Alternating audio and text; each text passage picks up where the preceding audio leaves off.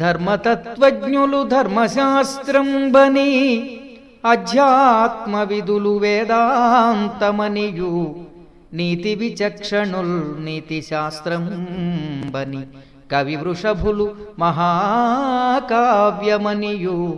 లాక్షణికులు సర్వలక్షణ సంగ్రహమని ఐతిహాసికులితిహాసమనియు పరమ పౌరాణికుల్ బహుపురాణ సముచ్చయం బని మహికొనియాడుచుండ వివిధ వేద తత్వవేది వేదవ్యాసుడాదిముని పరాశరాత్మజుండు విష్ణు సన్నిభుండు విశ్వజనీనమై పరగుచుండ చేసే భారతంబో.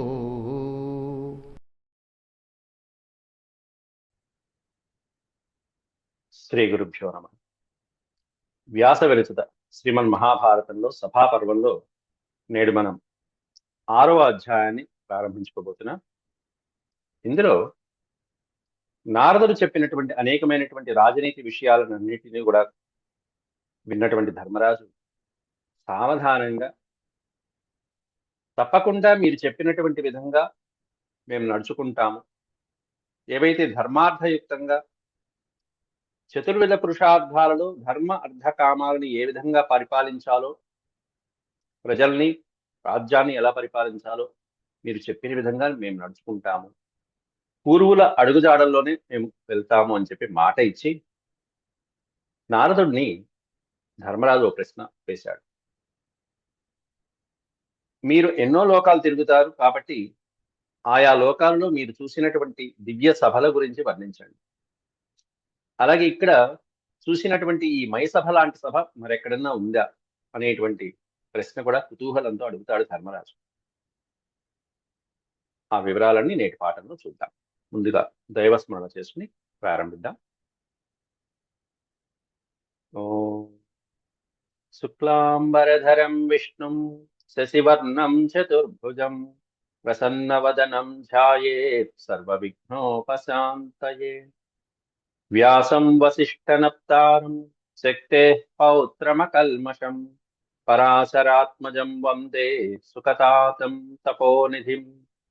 వ్యాసాయ విష్ణురూపాయ వ్యాసరూపాయ విష్ణవే నమో వై బ్రహ్మనిధయే వాసిష్ఠాయ నమో నమః. నారాయణం నమస్కృత్య నరం చైవ నరోత్తమం దేవీం సరస్వతీం వ్యాసం తతో జయముదీరయే.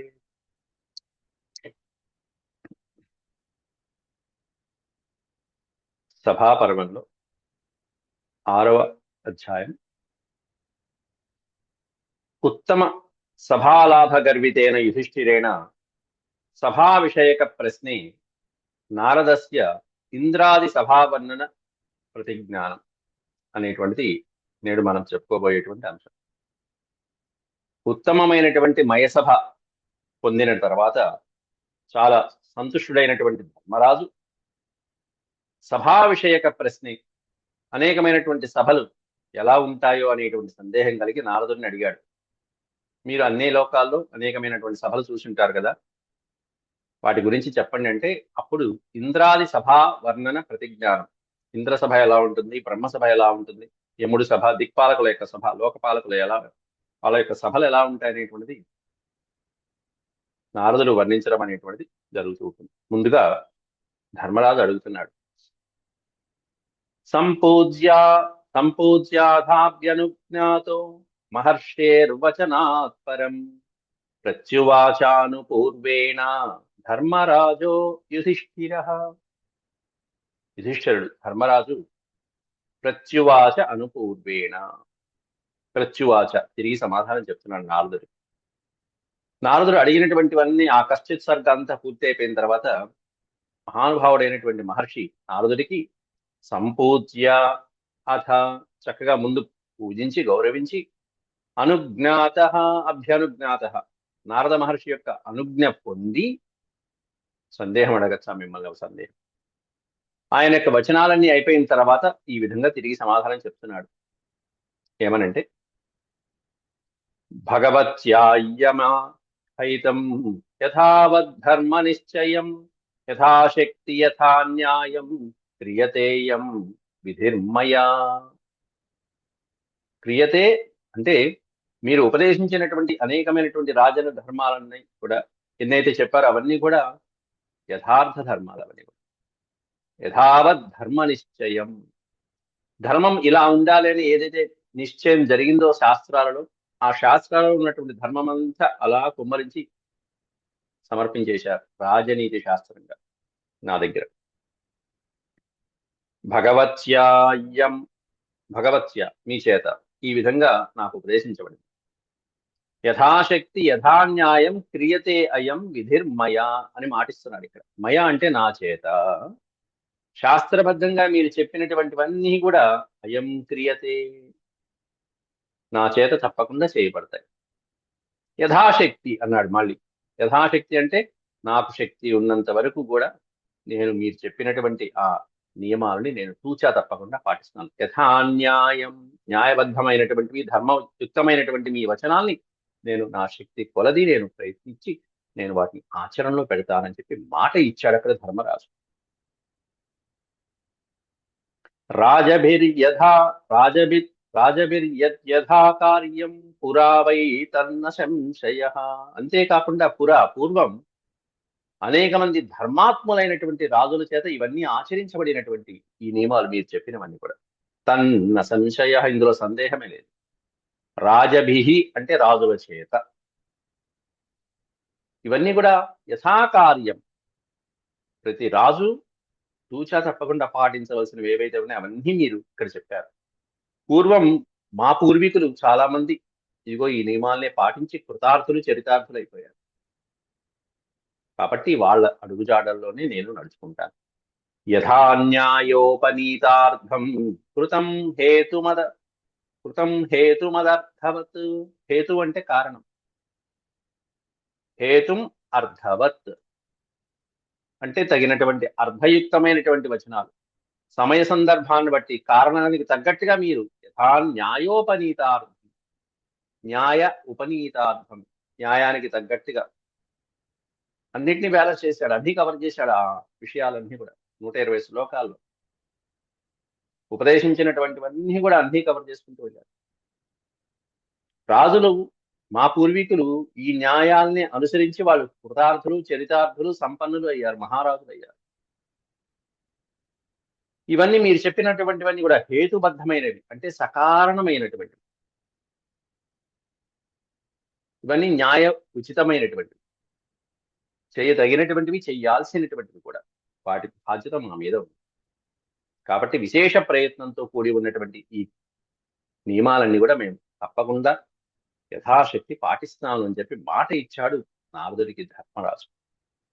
అదే ఇక్కడ వయంతు తత్పథం తేషాం యాతుమిచ్ఛామహే ప్రభో.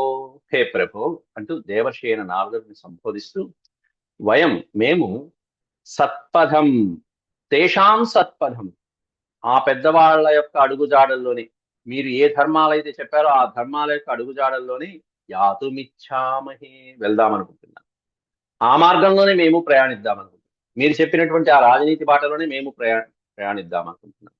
మేము కూడా అలా మా పూర్వీకుల్లాగా మంచి కీర్తి సంపాదిద్దామని అనుకుంటున్నాం.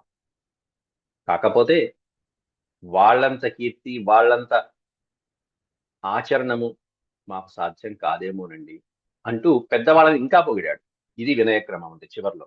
నతు శక్యం తథాగంతుం అన్నాడు చివరికి. తథాగంతుం వాళ్ళు వెళ్ళినట్టుగా, మా పూర్వీకులు వెళ్ళినట్టుగా నా శక్యం నేను చేస్తాను లేదు అన్నాడు. నిజంగా వాళ్ళెవరు గుర్తులేదు, ధర్మరాజుకే మంచి పేరు వచ్చింది. కానీ వినయం అనేటువంటిది, జ్ఞానం ఉన్నటువంటి వాడి దగ్గర వినయం ఉంటుందంటారే, అది ఇది. నతు శక్యం తథాగంతుం యథా నియత ఆత్మభి అన్నాడు ఇక్కడ. అంటే వాళ్ళని ఇంద్రియ నిగ్రహాలతో ఆత్మని సంయమం చేసుకుని నిగ్రహించుకొని జితేంద్రియులై రాజ్యాన్ని ప్రజలని చక్కగా పరిపాలించినటువంటి ఆ పూర్వీకులు వెళ్ళిన మార్గంలో తథాగంతుం నతు శక్తి, నాకు సాధ్యమవుతుందో లేదో, నాకు సాధ్యం కాదేమో అంటూ చాలా వినయంగా పెద్దవాళ్ళ ముందు, నారదుడి ముందు ఎక్కడ గర్వం లేదు, అంట్లాంటి చక్కగా నారదుడి దగ్గర వినయక్రమాన్ని ప్రదర్శించి మళ్ళీ అడుగుతున్నాడు. ఏవముక్త్వా సధర్మాత్మా వాక్యం తదభిపూజ్య చ. ఆ నారదుడిని చక్కగా పూజించి నారదుడి దగ్గర నుంచి ఆశీర్వచనాలు అందుకుని మళ్ళీ తంతు విశ్రాంతమాసీనం దేవర్షిం అమితద్యుతిం అమితమైనటువంటి కాంతితో ప్రకాశించేటువంటి ఆ దేవర్షి నారదుడు మళ్ళీ కాస్త విశ్రాంతి పొంది ఆసీనుడైన తర్వాత చెప్పి అడిగి అలసిపోయాడు. 120 శ్లోకాలు కుశల ప్రశ్న. కాస్త మళ్ళీ ఆసీనుడైన తర్వాత ఒక్క క్షణకాలం తర్వాత ముహూర్తాత్ ప్రాప్త కాలం చ దృష్ట్వా లోకచరం మునిం. నారదం ఇక్కడ తప్పుపడింది, ఈ ఒక అక్షరం అక్కర్లేదు, నారదం అని ఉండాలి.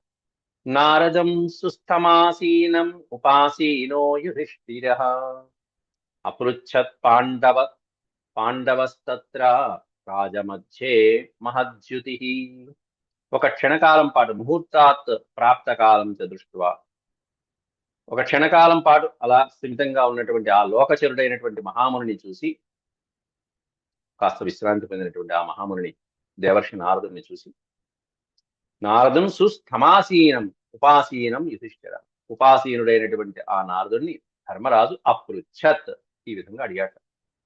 పాండవ తత్ర రాజమధ్యే మహద్యుతి. సకల రాజలోకాల మధ్యలో సభలో అందరూ కూర్చున్నారు, పెద్దలందరూ కూర్చున్నారు.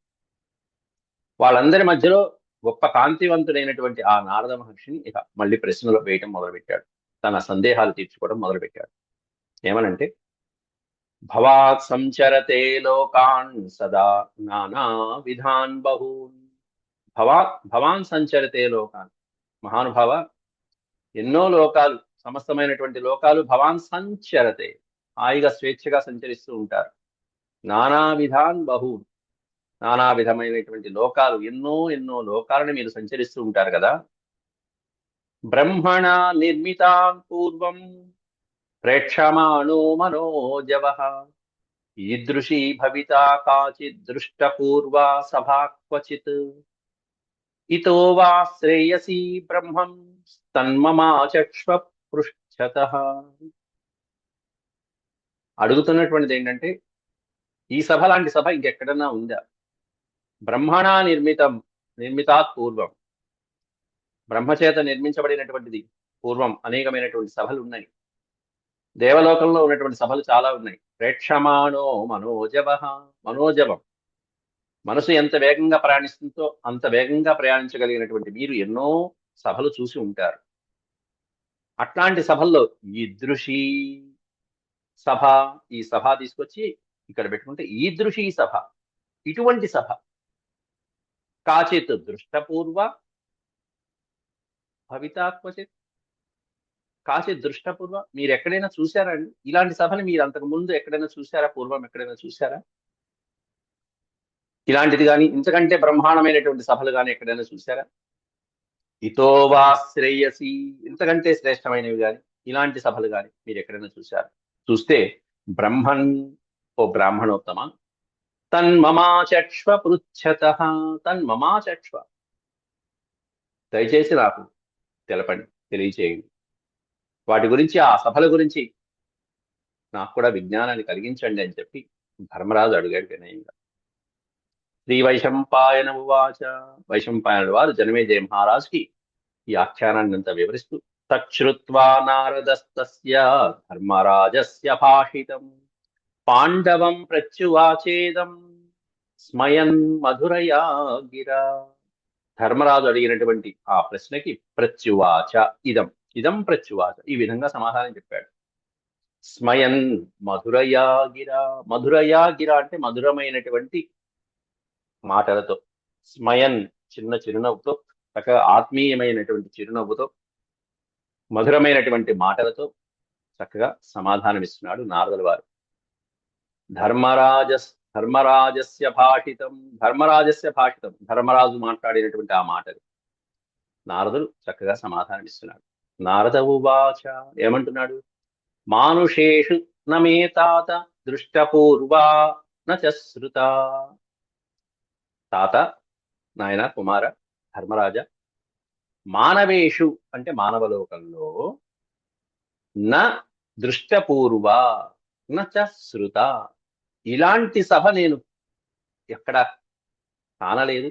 ఇటువంటి సభ గురించి నేను ఎక్కడ న శృత వినలేదు. ఇంత అత్యద్భుతమైనటువంటి సభ గురించి నశ్రుత నేను ఎక్కడా వినలేదయ్యా. అట్లాంటి సభ నిర్మించబడింది. నా దృష్టపూర్వ, పూర్వం అంటే మునుపెన్నడూ కూడా నేను ఇట్లాంటి సభను చూడలేదు. ఎట్లాంటి సభ ఇది? సభా మణిమయీ రాజన్ యథేయం తవ భారత.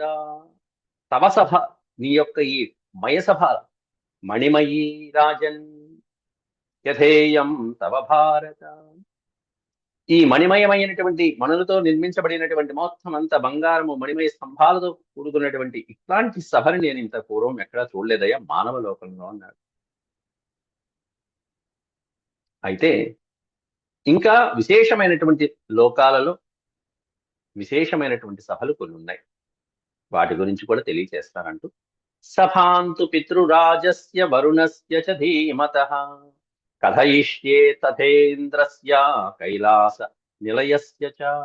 సభాంతు పితృరాజస్య, పితృదేవతలకి రాజైనటువంటి ఆ వరుణదేవునికి, వరుణస్య ధీమతః, ధీమతః బుద్ధిమంతుడైనటువంటి వరుణదేవుని యొక్క సభ, వరుణ సభ అద్వితీయమైనటువంటి. అలాగే తథా ఇంద్రస్య కైలాస నిలయస్య, కైలాస నిలయుడైనటువంటి ఇంద్రుడు, కుబేరుడి సభ, ఇంద్రుడి సభ ఇట్లాంటివి ఉన్నాయి. ఆ సభలు చాలా దివ్యమైనటువంటి సభలు. అలాగే బ్రహ్మసభ ఒకటి ఉంది. బ్రహ్మణశ్చ సభాం దివ్యాం కథయిష్యే గతక్లమాం. అత్యద్భుతమైనటువంటి సభలలో మళ్ళీ బ్రహ్మసభని చెప్పుకోవాలి. దివ్యమైనటువంటి ఆ సభ ఒక విశేషమైన సభ. అంతేకాకుండా దివ్యాదివ్యైరభిప్రాయైరుపేతాం విశ్వరూపిణీ. ఎట్లాంటి బ్రహ్మసభది? దివ్యాదివ్యైరభిప్రాయై, అత్యంతమైనటువంటి దివ్యమైనటువంటి పదార్థాలతో, ద్రవ్యాలతో కూడుకున్నటువంటిది. విశ్వరూపిణి, విశ్వానికే నిలయమైనటువంటిది ఆ బ్రహ్మసభ, అత్యంత రమణీయమైనటువంటి. ఆ సభలో దేవై పితృగణై సాధ్యై యజ్వభి నియతాత్మభి, దేవతలు, పితృగణములు, సాధ్యులు, కిన్నరులు, కింపురుషులు మొదలైనటువంటి వాళ్ళందరితో కలిసి, అనేక మంది కలిసి అక్కడ ఋషులతో పాటుగా యజ్ఞాలు, నియతాత్మభి యజ్వభి, అనేకమైనటువంటి యజ్ఞయాగాలు చేసేటువంటి నియత ఆత్మభి అంటే ఆత్మని సంనియమం చేసుకున్నటువంటి వాళ్ళు, నిగ్రహించుకున్నటువంటి వాళ్ళు, అట్లాంటి సాధకులు, యోగ సాధకులతో ఆ సభ కళకళలాడిపోతూ ఉంటుంది నిత్యం. అలాగే జుష్టాం మునిగణై శాంతైర్ వేదయజ్ఞై సదక్షిణై, ఆ సభలో అనేక మందికి సదక్షిణై, దక్షిణతో కూడుకున్నటువంటి అనేక మంది అక్కడ సంతోషంగా ఉంటూ ఉంటారట. జుష్టాం మునిగణై, మునిగణై, ముని సమూహాలతో కూడుకుని ఉన్నటువంటి సభ ఆ దేవసభ. అలాగే అక్కడ ఉన్నటువంటి మునులకి, బ్రాహ్మణోత్తములకి నిత్యము సదక్షిణై, దక్షిణలతో కూడుకుని అనేకమైనటువంటి యజ్ఞయాగాలు, సంతర్పణలు, శాంతులు మొదలైనటువంటివన్నీ, యజ్ఞక్రియలన్నీ కూడా జరుగుతూ ఉంటాయట. శాంతైర్ వేద యజ్ఞై,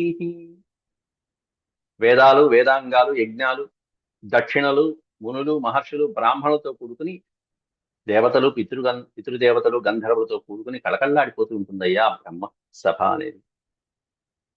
నీకు వినాలని కుతూహలంగా ఉంటే చెప్పు, వివరిస్తా అంటూ నారదుడే అడుగుతున్నాడు ఇక్కడ. యది తే శ్రవణే బుద్ధిర్ వర్తతే భరతర్షభ.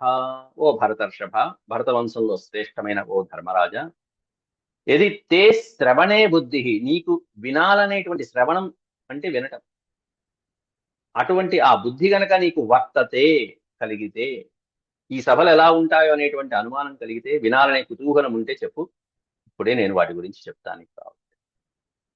నారదేనైవ ముక్తస్తు ధర్మరాజో యుధిష్ఠిరః.